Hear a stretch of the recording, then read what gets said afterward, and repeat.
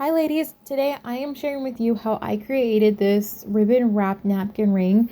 It was most recently featured in a tablescape inspiration for greenery on my blog. I'll share the details in the details section down below.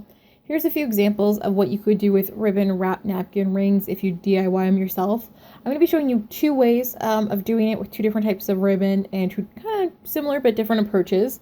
A glue gun, some wooden rings, some sort of scissor slash contraption to poke the hot glue and make the contact so it's not your finger, but if you want to use your finger, that's cool.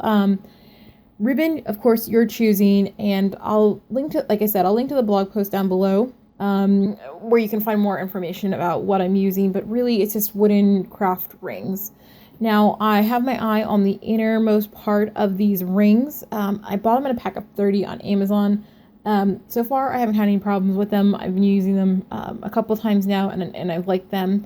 A little hot glue on the inside is the best place I found so far for you to start your ribbon wrapping, and this is because you want to make sure that ribbon doesn't go anywhere. So you use a little dowel, a little skewer, whatever you have, just to make sure that there's good contact between the hot glue and your ribbon and the wood rings. Now, give it a minute to kind of cool off. If you as I'm sure you probably know, different ribbon made out of different material. If you put it too hot on there and put more ribbon on top of it, sometimes they'll fuse together, so it's worth it just to wait. Now, I went around it again just to make sure it was extra secure and snug in there. And from now on, we're essentially just wrapping the ribbon around. It's important to be mindful of the type of ribbon you're using. Some of them lay differently than others, how wide it is, and really, honestly, the look that you want. Do you want them closer together? Do you want them farther apart? Do you have a printed pattern where it really makes a difference? Or do you have a solid one where it makes no difference at all? It's more about texture and personal aesthetics. It's up to you.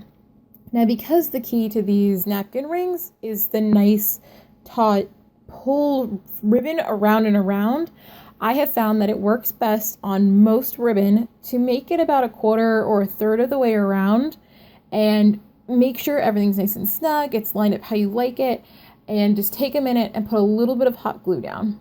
What this is going to do is make sure that you have peace of mind of if the phone rings, the doorbell goes off, and you have to get up and put it down and walk away, you can pick up right where you left off, and you don't have to worry about anything coming loose or undone, because there's nothing more embarrassing than these coming loose or something because you didn't want to do this. So I highly recommend it. Repeat as needed around. Cut off extras at the end. Now, there's a couple of different ways to finish this. I'm going to show you one example here, and in the next part, I will show you the other one. Because I'm not worried about this ribbon fraying at all, I've just made sure to tightly pull it around the edges, apply just a little bit of hot glue to an inconspicuous spot where I want this ribbon to just kind of fade away into. And again, like we did before, take a little skewer, dowel or something, and just use it to make good contact between the fabric, the glue, and the other fabric. So you can see here, hardly noticeable. You're definitely not going to notice it when you have a napkin or whatnot in it. I love the texture of this one, especially because there was a little bit of ribbing in this ribbon. But here you can see a much thinner ribbon was used, a satin one, way thinner, but creates a different texture just because it's thinner and it needed more wraps. Honestly, I am really finding the bigger the better. I can tell you that these kind of paper glittery ones don't work as well. I tried. I really wanted it to work, but it's a lot of work, and I kind of decided if I wanted it glittery, I'll spray it and just douse it in glitter myself.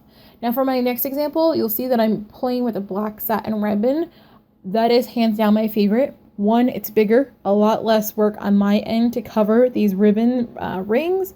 And two, I think it just has a higher end look to it. But I like that look, and maybe for a different kind of party or a different get together, I would use a more fun print and I wouldn't really care. But right now, I just want to show you how this ribbon varies compared to the other one.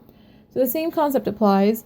Satin is thinner, so you want to be careful when you're putting it on to let it cool, the hot glue to cool a little bit so it doesn't fuse too much, and make sure you are putting the correct side down. There's often a glossy finish side and a more matte side, so be mindful of what look you want and really which side you're putting down, because once it's down, you're going to have a heck of a hard time getting it off. So again, same concept, get a nice solid start, and as soon as that's cooled off enough, wrap it through again so that starting point looks beautiful. Now I'm playing with this because I love how silky and luxurious looking this lays on here. I think it looks super high end, and to be honest, nobody would know that it cost me like less than $1 per ring to make. And you could easily do this sitting in front of a TV on a Tuesday night and just bang a couple of these out during your favorite Grey's Anatomy rerun or something. Very, very easy. Now, the same concept applies as you go throughout.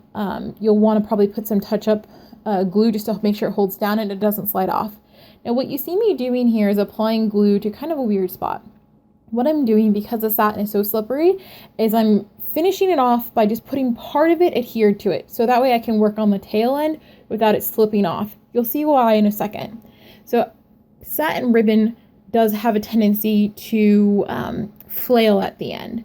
So I put 3 drops of hot glue at the very tip because I don't want those unfinished edges showing in my higher end looking napkin ring.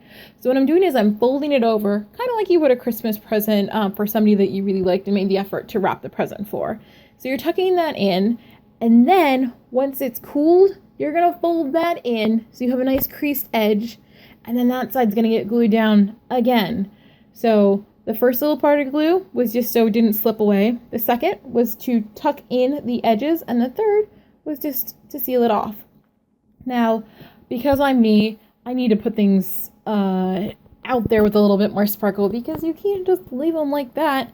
So I went a little bit out of probably most people's comfort zones here, and I used my hot glue gun while it was hot and some leftover rhinestones and covered a napkin ring with them just because I could, and it looked like that kind of napkin ring. I don't know, it's more chill. Whatever, you do what you want. If you want to add the glitter or the rhinestones or nothing, whatever, it's your thing. Put seashells on it, I don't care.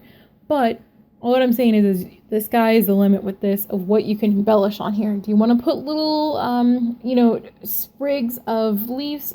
I don't care. I don't know, there's a lot of different options. You can see here there's a lot of different finishes and textures that could be created. Here's an example of just a simple black napkin with these napkin rings. Looks really nice, adds a lot of nice texture to it. Very easy to do and way cheaper than trying to buy them. Now, I like this look. I've been sharing it on the blog lately. I'll link to it down below. Of course, it'll be on my social media. If you're on any of these platforms, please follow me. I'm always interested to see what you're sharing, so be sure to tag me and post as well and share on my boards. I would love to see what you're up to. And if you've made these napkin rings or other napkin rings before, send me a picture, tag me on Instagram, Twitter, I don't know, wherever you want. I'd love to see it. And as always, thank you so much for watching.